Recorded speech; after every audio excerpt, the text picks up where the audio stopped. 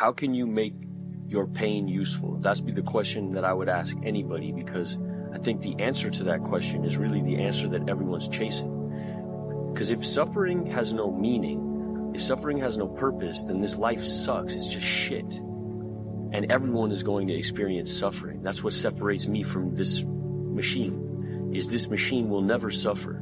What makes me human is my suffering. And when I look at Christ on the cross, I think, is that a joyful man? As he bleeds out and dies on a cross for humanity, is that man joyful? And I think the answer is yes, that even in his suffering, that's what Christ represents for me, meaningful suffering. The story of Christ is that God became man for our betterment. So that means that he is the ultimate example, the supreme priest, the ultimate redeemer.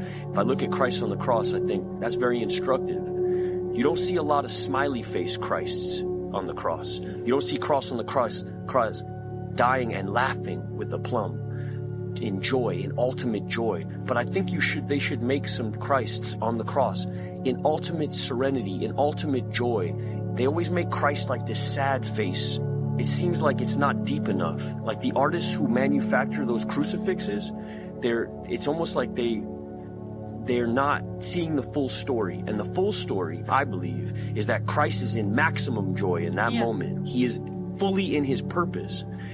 If you can tap into how you can use your suffering to help other people, that is maximum joy.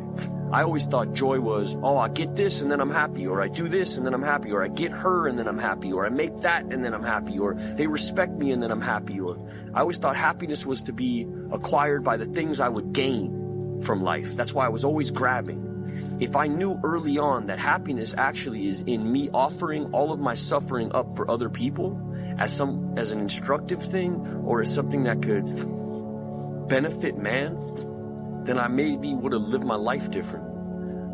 So I guess the question I would ask anybody is how do you use your suffering to tap into your joy? How does your perspective change on suffering?